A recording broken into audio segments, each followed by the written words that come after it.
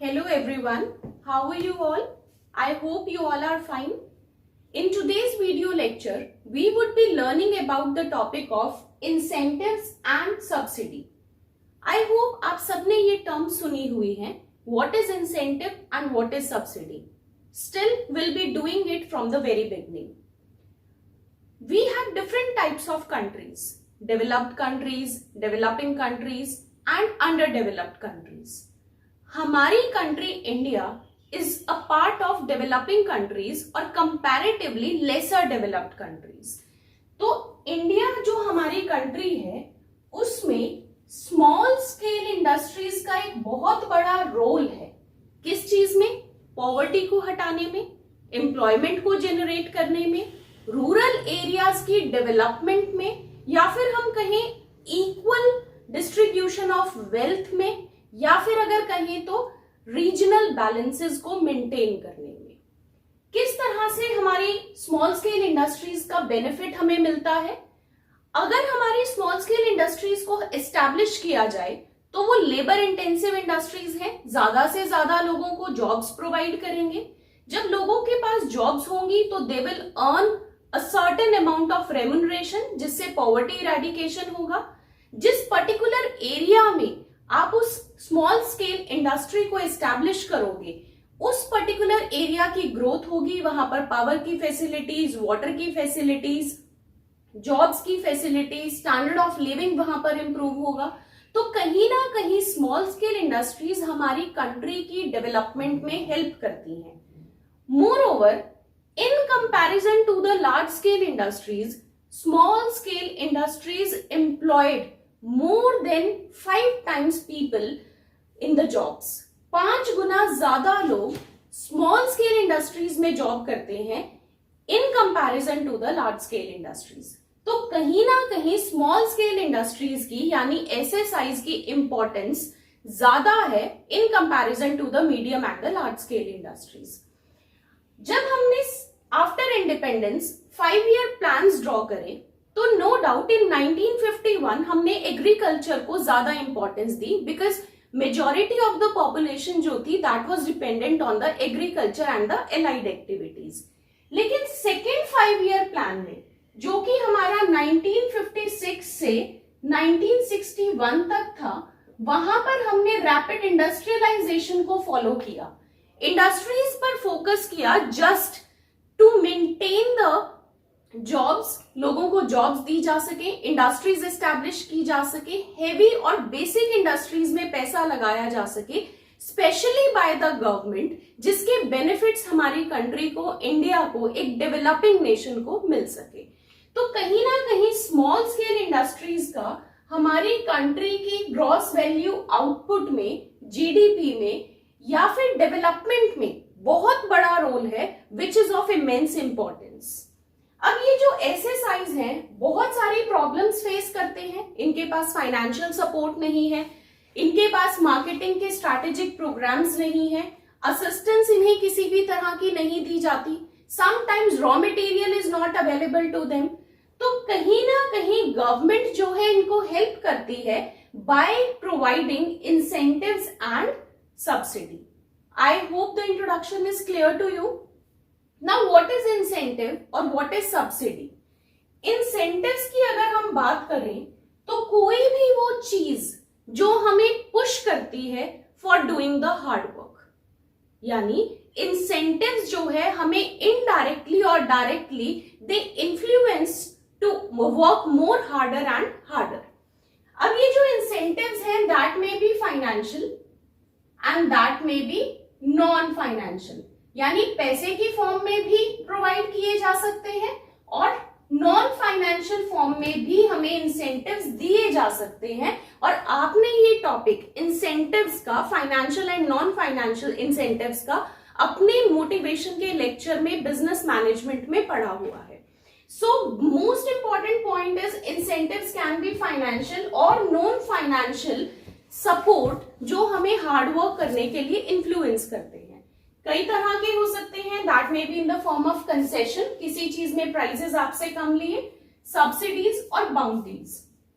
अगर हम यहाँ बाउंटीज की बात करें तो bounties are just a gift जो एक स्पेसिफिक इंडस्ट्री को दिया जाएगा, या bounties are just those financial supports जो एक इंडस्ट्री को दिए जाएंगे क्योंकि वो इंडस्ट्री आपके नेशन में एक बहुत बड़ा रोल प्ले कर रही है इन अ पर्टिकुलर सेक्टर। लेकिन अगर हम यहाँ पर सब्सिडीज की बात करें तो सब्सिडीज इंसेंटिव का पार्ट क्यों है?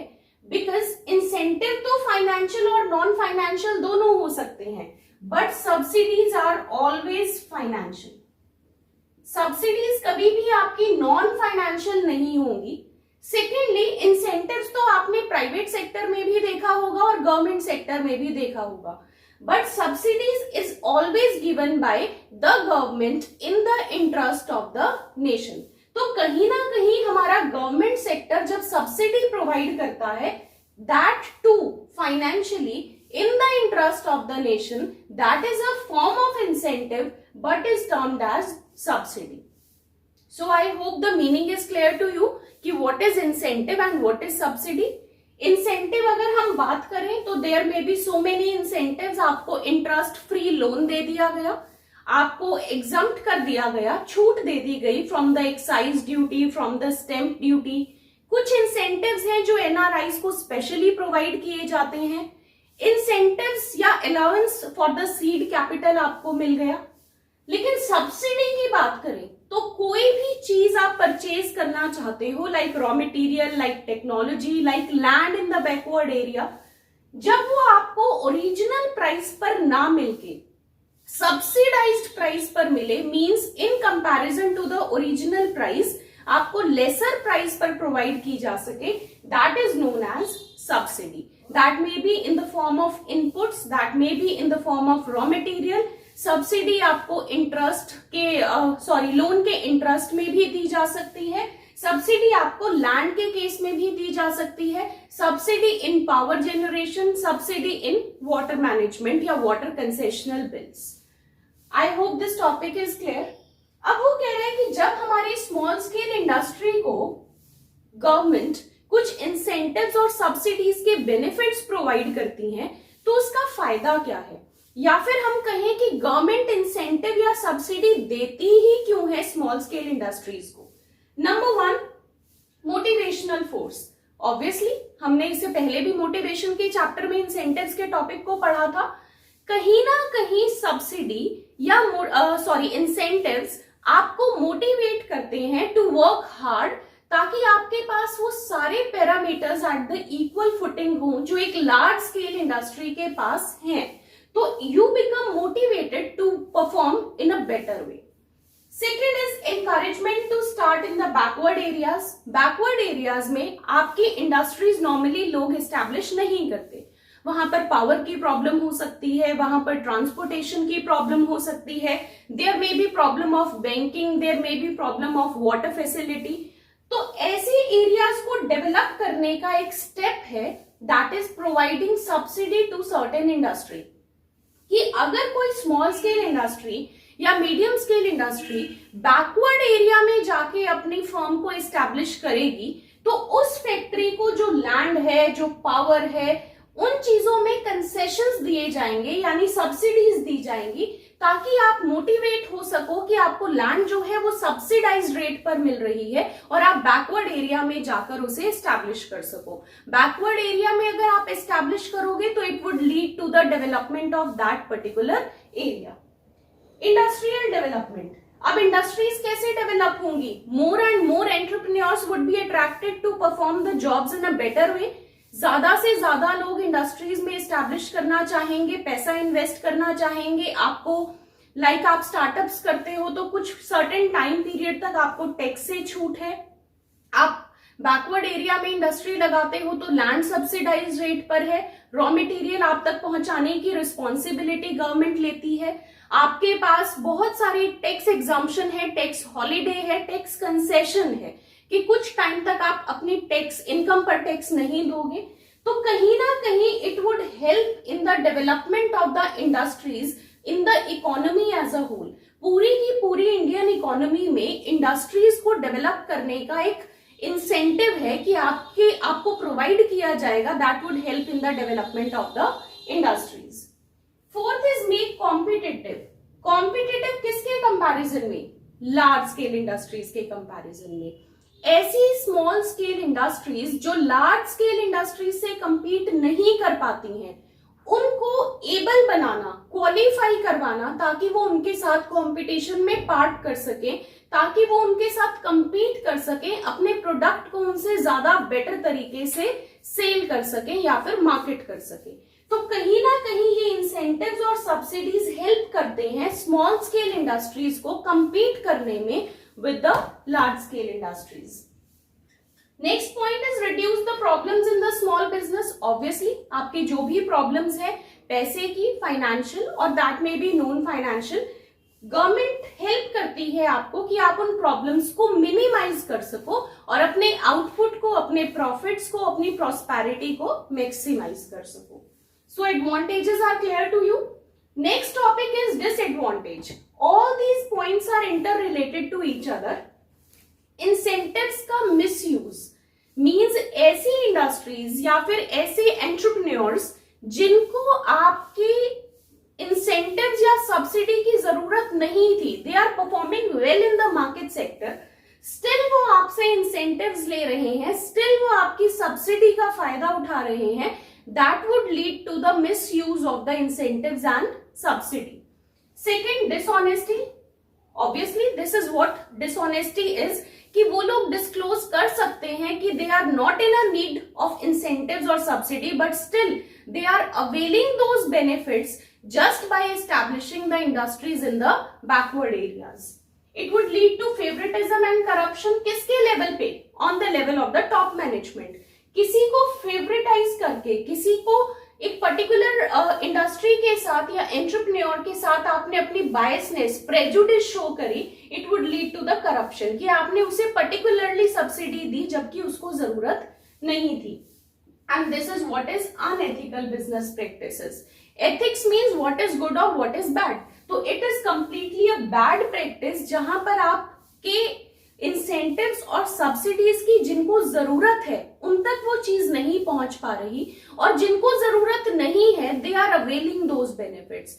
तो उसका misuse, आपके एंटरप्रेन्योर की डिसऑनेस्टी या फिर टॉप मैनेजमेंट का फेवरेटिज्म या corruption, these are all unethical business practices. And the last is difficult to achieve the real objective.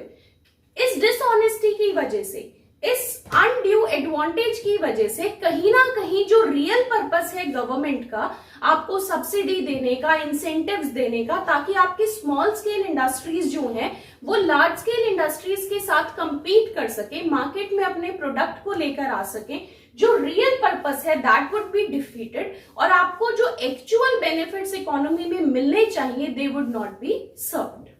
So I hope advantages and disadvantages are clear to you. Next topic in this list is reservation and dereservation of product under SSIs.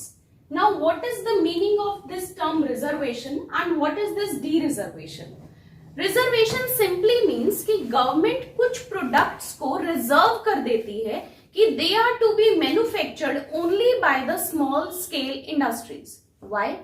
ताकि ऐसे products की manufacturing Holi सोली जब small scale industries करेंगी तो labour intensive उन industries के अंदर jobs emerge करेंगी। Moreover they would not have to compete with the large scale industries. तो कहीं ना कहीं लार्ज स्केल इंडस्ट्रीज जिनके पास फाइनेंशियली ज्यादा सपोर्ट है, यानी कैपिटल ज्यादा है, जिनके पास बेटर टेक्नोलॉजी है, बेटर इनपुट्स हैं, बेटर मार्केट्स अवेलेबल हैं, उनके साथ कंपटीशन ज्यादा टफ ना हो जाए, इसीलिए कुछ प्रोडक्ट्स को रिजर्व कर दिया जाता है ताकि वो सिर्फ जो है स्मॉल स्केल इंडस्ट्रीज ही मैन्युफैक्चर कर सके। ये जो रिजर्वेशन की पॉलिसी थी दैट स्टार्टेड इन 1967, जब ऑलमोस्ट 41 प्रोडक्ट्स को रिजर्व किया गया था कि सिर्फ और सिर्फ उसे कौन मैन्युफैक्चर करेगा? SSIs. 1978 में this number was rose to 500 and something, numbers बढ़ते गए, it rose to 800 and something. लेकिन जब लगा कि हमारी गवर्नमेंट जो है इंसेंटिव्स दे रही है, सब्सिडी दे रही है, हेल्प कर रही है उनको असिस्टेंट प्रोग्राम्स के थ्रू कि वो मार्केट्स को एस्टैब्लिश कर सके या फिर मार्केट्स में अपने प्रोडक्ट्स को लॉन्च कर सके, हर तरह की असिस्टेंस उनको प्रोवाइड की जा रही है, they followed the policy of D reservation, कि उन प्रोडक्ट्स को जो कि ऑलरेडी रिजर्व्ड थे एसएसआईज के लिए, उनको वापस से डी रिजर्व करना, कि अब कोई भी सेक्टर, चाहे मीडियम इंडस्ट्री है, लार्ज स्केल इंडस्ट्री है या फिर स्मॉल स्केल इंडस्ट्री है, कोई भी उसकी मैन्युफैक्चरिंग कर सकता है। अब ऐसे प्रोडक्ट्स जो रिजर्व किए गए हैं स्मॉल स्केल इंडस्ट्री के लिए, क्या उनको लार्ज स्केल या मीडियम स्केल इंडस्ट्रीज नहीं बना सकती? दे कैन मैन्युफैक्चर देम, लेकिन कंडीशन क्या है कि at least 75% of their manufacturing would be meant for the export, कि आप जितना भी बनाओगे उसका कम से कम 3/4 पार्ट जो है that should be reserved for the export, तो आप उस प्रोडक्ट को बना सकते हो। So this is what the meaning of reservation and D reservation of product is. Clear? Next topic is taxation benefits.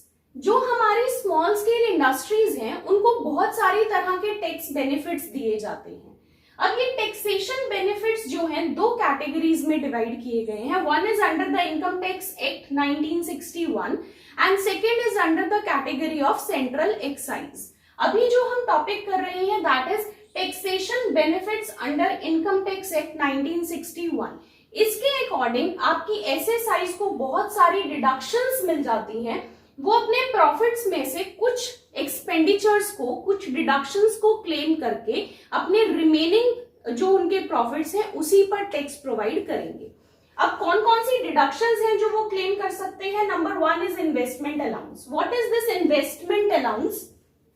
ऐसा अलाउंस एसएसआई को दिया जाता है which is on the investment. Investment means जो भी आपने प्लांट एंड मशीनरी को install किया है उसकी कॉस्ट का 25% आप डिडक्शन क्लेम कर सकते हो, या फिर आपको अलाउंस दिया जाएगा, दैट इज इन्वेस्टमेंट अलाउंस। जो भी आपने प्लांट एंड मशीनरी अपने बिजनेस में इंस्टॉल करी है उस इंस्टॉलेशन की कॉस्ट, उस प्लांट एंड मशीनरी की इंस्टॉलेशन की कॉस्ट का 25% आपको इन्वेस्टमेंट अलाउंसेस की फॉर्म में दिया जाएगा। First point is clear. Second is expenditure on scientific research.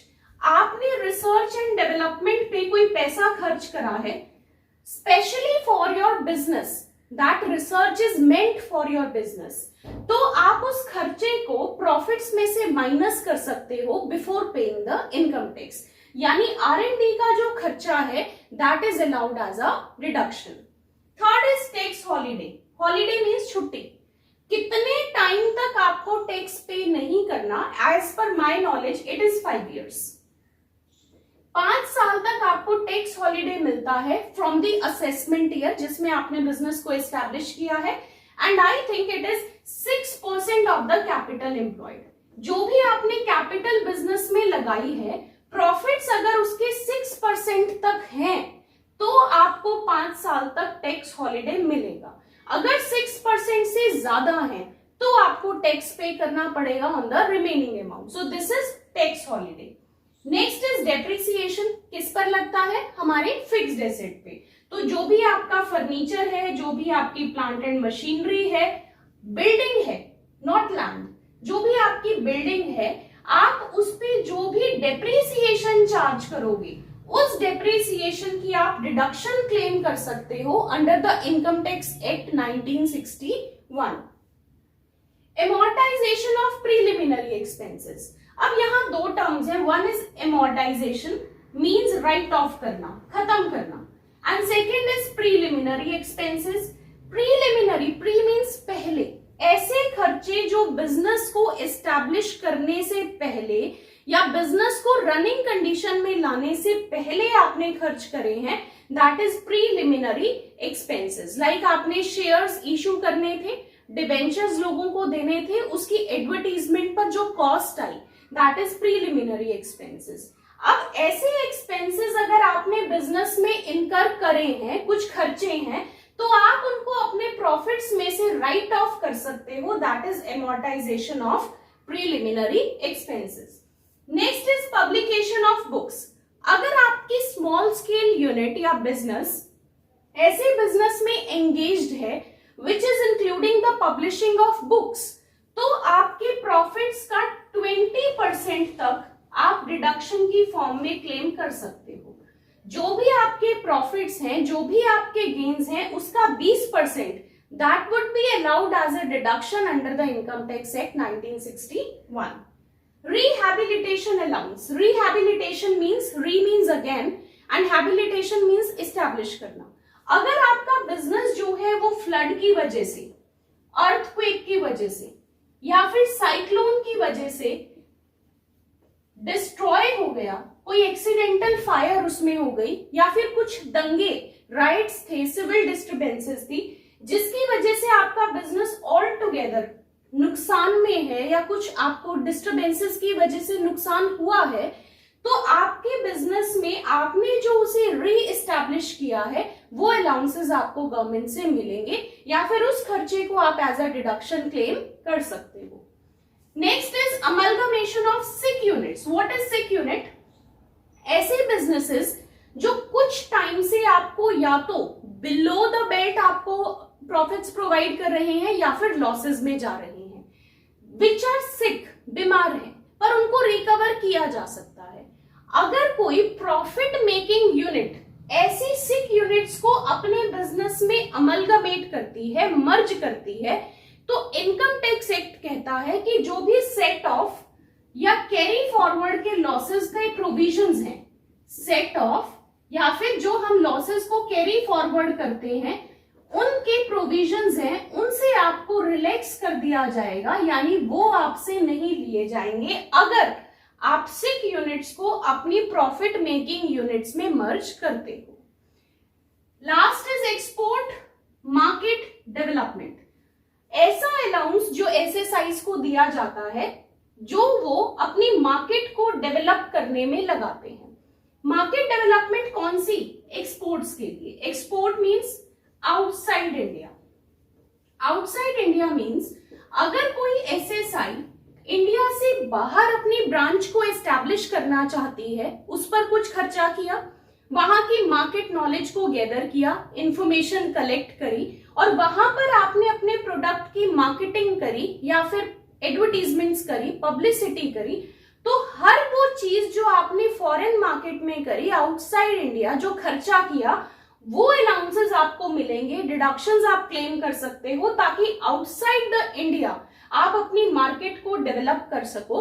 And that is given to SSIs by the government under the income tax act only to promote them, उनको promote किया जा सके India के बाहर।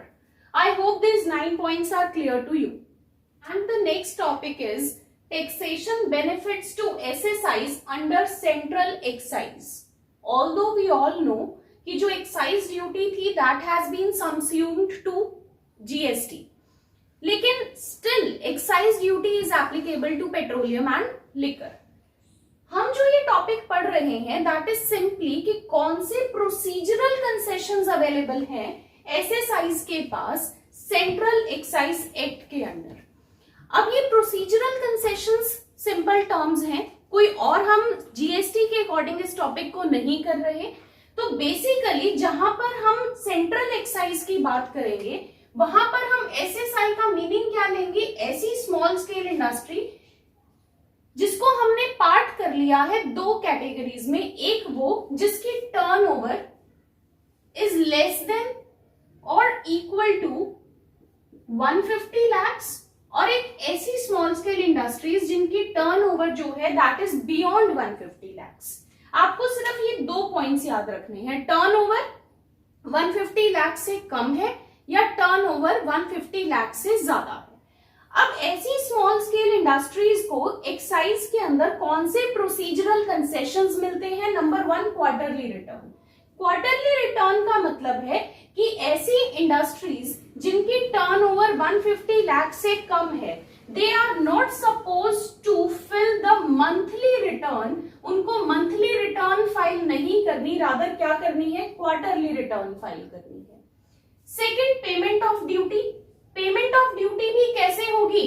Quarterly. जब वो return अगर quarterly file कर रहे हैं तो ड्यूटी की पेमेंट भी कैसे करेंगे? क्वार्टरली। लेकिन सिर्फ ड्यूटी की पेमेंट वही यूनिट्स करेंगी जिनकी टर्नओवर 150 लाख के बियॉन्ड है, उससे ज्यादा है। अगर आपकी टर्नओवर 150 लाख से कम है तो आपको रिटर्न तो फाइल करनी है क्वार्टरली, लेकिन आपको ड्यूटी की पेमेंट नहीं करनी, that would be nil. Third is export procedure. Central excise authorities के अंडर जो एक्सपोर्ट का प्रोसीजर है that is not to be fulfilled, rather a simplified procedure is being laid down, ताकि SSI यूनिट्स को किसी भी तरह की कोई भी ऑब्स्टेकल्स या डिफिकल्टीज फेस ना करनी पड़े, तो it has been simplified. Sending material for job work is exempt. वो कह रहा है कि अगर आपकी SSI यूनिट ने कुछ मटेरियल सेमी फिनिश्ड बना दिया है, यानी इट इज पार्टली फिनिश्ड, और उसे किसी और यूनिट को देते हैं जॉब वर्क के लिए, तो जो दूसरी यूनिट उस पर काम करेगी उसे ड्यूटी पे नहीं करनी पड़ेगी, वो उस पर काम करके जॉब वर्क करके वापस SSI यूनिट को दे सकते हैं, और SSI यूनिट अपने फाइनल प्रोडक्ट को डिस्पैच कर सकता है, और यहां भी उसको पेमेंट करने की जरूरत नहीं पड़ेगी। तो अगर SSI यूनिट अपने पार्टली फिनिश्ड मटेरियल को किसी और इंडस्ट्री को देता है फॉर द जॉब वर्क, तो वो सेंट्रल एक्साइज एक्ट के अंडर एक्साइज ड्यूटी पे करने से एग्जम्प्टेड है। Next is exempted from registration. अगर आपकी जो यूनिट है वो 150 लाख से कम की टर्नओवर पर है, तो they are registered under the central excise duty, but they are exempted. तो इससे ज्यादा की टर्नओवर वाली आपकी जो SSIs है, they will have to register themselves, लेकिन ये जो है they are exempted. Next is visit of officers with prior approval. आपके कोई भी इंस्पेक्टर्स हैं, कोई भी इंटरेस्टेड पार्टीज हैं, कोई हायर अथॉरिटीज हैं या फिर ऑडिट ऑफिसर्स हैं, वो आपकी SSI यूनिट को तब ही विजिट कर सकते हैं when they have the prior permission और approval to visit your industry. अगर उनके पास परमिशन नहीं है तो वो बिना अप्रूवल के आपकी इंडस्ट्री को, आपकी यूनिट को विजिट नहीं कर सकते। And last is audit. Auditing आपको करानी पड़ेगी, अपने अकाउंट्स को आपको एग्जामिन कराना पड़ेगा कि आपकी जो टर्नओवर है वो 150 लाख से कम है या नहीं, क्या आपने उसमें कोई प्रेजुडिस फॉलो किया है, क्या आपने उसमें कोई डिसऑनेस्टी शो करी है। तो audit is to be done, but that is to be done within a gap of 2 to 5 years। आप उसको हर साल ना करा के 1 साल 2 साल छोड़कर भी करा सकते हो। That should be done with a time gap of 2 to 5 years। तो these are certain procedural concessions जो सेंट्रल एक्साइज के अंडर भी दिए गए हैं। अदरवाइज एक्साइज ड्यूटी जो है वो सबज्यूम्ड कर दी गई है under the which type of tax, that is GST। तो हमने टैक्सेशन बेनिफिट्स पढ़े जो अवेलेबल है SSIs को under the income tax act 1961 and under the central excise act. I hope this topic is clear to you. So this completes your topic of incentives and subsidies which are available to the small scale units. Thank you.